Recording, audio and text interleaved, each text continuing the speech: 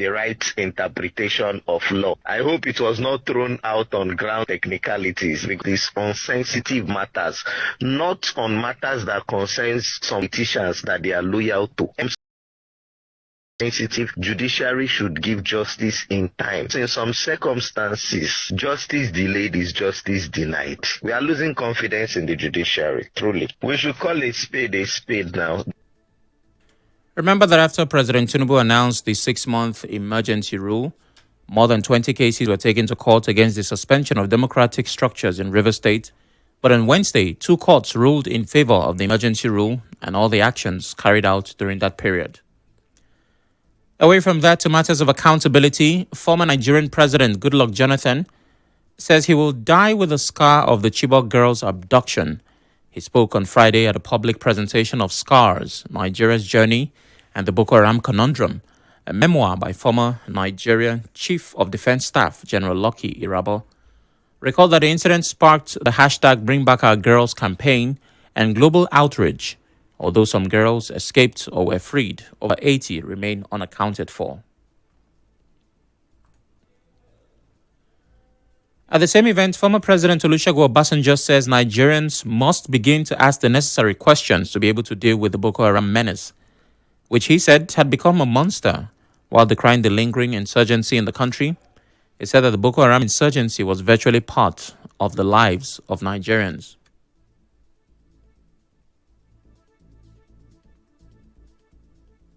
The Federal High Court in Warri, Delta State has issued an order directing the Nigeria Police Force and the Inspector General of Police to maintain status quo in the ongoing case concerning the tinted glass permit.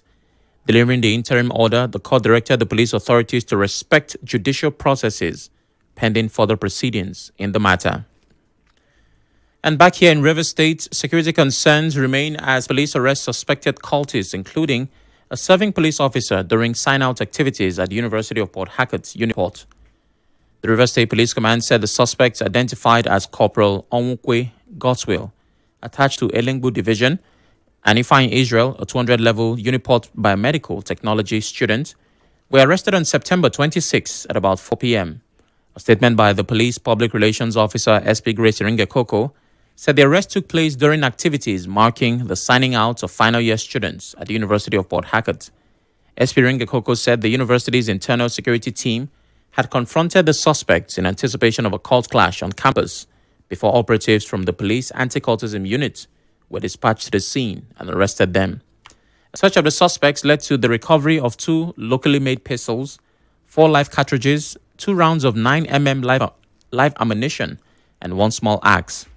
The police command said the suspects are currently in custody and an in-depth investigation has begun to determine their involvement in cult-related activities, as well as to trace any accomplices.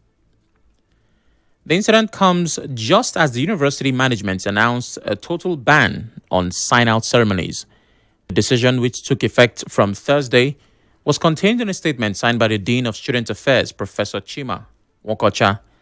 According to the directive, final year students will no longer be allowed to sign on T-shirts, either during their examinations or within the premises of examination venues. It warned that students who arrive for examinations with security escorts will now have their cars impounded. It said any security operative found escorting students into exam halls will be arrested and handed over to the Rivers State Commissioner of Police. It also said all gatherings of final year students after the examinations are prohibited and parents or guardians are advised to stay away from exam venues. It added that photographers who attempt to set up platforms at examination venues will be arrested. The management emphasized that any student or group of students who violate these rules will be referred to the Students' Disciplinary Committee. But despite the ban, many students and their families still found ways to mark the milestone, causing gridlock around the campus. The Choba Alakahia part of the East-West Road faced heavy traffic today. This is because many cars were parked in front of hotels around the area. Our correspondent saw groups of students in white T-shirts with writings all over them gathered inside some of the hotels. At the shopping mall near the university, many families were also seen shopping and taking pictures with their graduating children. On the university's main campus, some officials were busy arresting cars that went against the ban. Correspondent Nnamdi Samwala met some parents who brought different kinds of foods, cake, and drinks to celebrate their children who had just finished their final exams. They shared why they still went ahead with the celebrations. We are proud of them because they have gone through a lot of things in school. Because there are some people that came to this school, they did not graduate. We need to celebrate our children. I'm celebrating my son and I'm so happy. I'm overwhelmed. I have jollof rice and chicken. I have drinks. I also have goat meat and ugba that I made. I'm so happy. You cannot deny the fact that this sign out is a thing of celebration. So that's why some students took it upon themselves to invite their parents and loved ones to come and celebrate with them. Yes, it's a sign out. It's not convocation, and some of them have not even done their defense, but celebration is celebration. One of the graduating students also said there's a lot of pressure to join in the activities. Signing out is just a formality. There should be no much importance placed on it now. I think it's even better for them because they won't have to start spending money for FIB, buying this JC, buying that. It will save them costs and the rest. Just like we did. So many persons didn't have money, but they were forced to go and borrow money or force their parents to give them money to start buying their cultural wear and all of that, which is not really necessary. And still on campus matters, sociologists are raising concerns about the growing threat of cultism at another institution. The Ignatius Ajuri University of Education, head of Sociology Department, Dr. Lekia Poroma, said the government is not handling cultism well in universities across Nigeria. He spoke during a roundtable discussion on cultism as a threat to peace and security at Ignatius Ajuri University of Education, an event organized by postgraduate students of peace and conflict studies.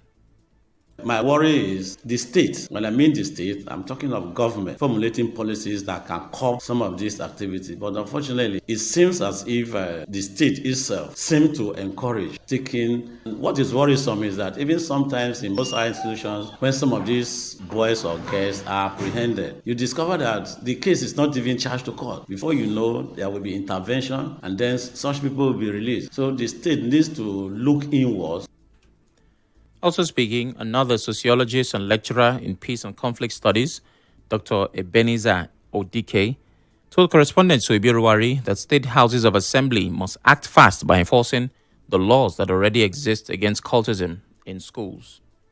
Cultism is on the rise again. Before now, we're not hearing about cultism. But in recent times, we are beginning to hear of cultism, especially in tertiary institutions. For me, I think one of the immediate things to do is to recruit, more security guys. Aside that, also the issue of recruitment of more security guys. I think we can really enforce the law of cultism. The Rivers State House of Assembly should enact law against cultism. And the defaulters of cultism in the tertiary institutions should be shown a way out.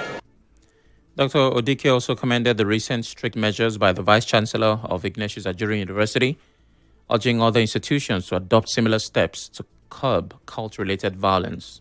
They have not come for cultism here. So if by any means students are caught in acts of cultism, they should be shown a way out. Just like the Vice Chancellor did a few weeks ago, students who were caught in cultism, he arrested them and put them under the police custody.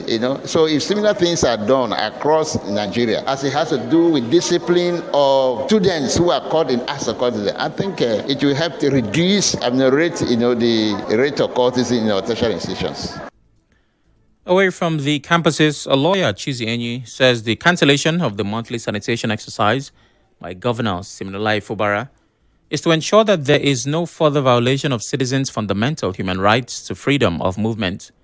Enyi, who is also the President General of the Initiative for Transparent Strategy and Good Leadership, told our correspondent, Emeka Otuka, that both the High Court and the Court of Appeal had previously ruled against restrictions of human and vehicular movement under the guise of monthly sanitation exercise. I should be so sure that the reason for the topic of the monthly sanitation is because the governor does not want to associate himself with the decision of the board chairman to violate the court judgment as such. Hence, the governor said we will give it a human face. And giving it a human face would mean to suggest other means on how to carry out the monthly sanitation. So the governor does not want to go against the judgments of the court. Yes, just like I earlier said, whatever that is to be done must be done according to the rule and not using discretion against the people. Because the governor is aware that there is a judgment. Recall that the new management board of Riwama had directed that every first Saturday of the month be observed as sanitation with restriction on movement. On the international scene, U.S. President Donald Trump has given Palestinian group Hamas until Sunday evening to reach a last chance agreement on his plan for Gaza's future or have all hell break out against them. Trump wrote Friday on social media that an agreement must be reached with Hamas by Sunday evening at 6 p.m. A Hamas official told Reuters late on Thursday that the group had not yet finalized its response to Trump's Gaza plan, adding that intensive discussions were still ongoing.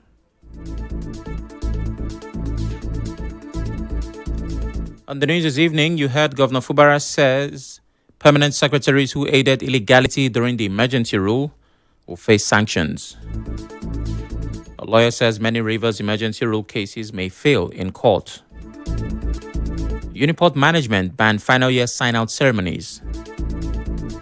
A court has ordered the police to maintain status quo on tinted glass permit.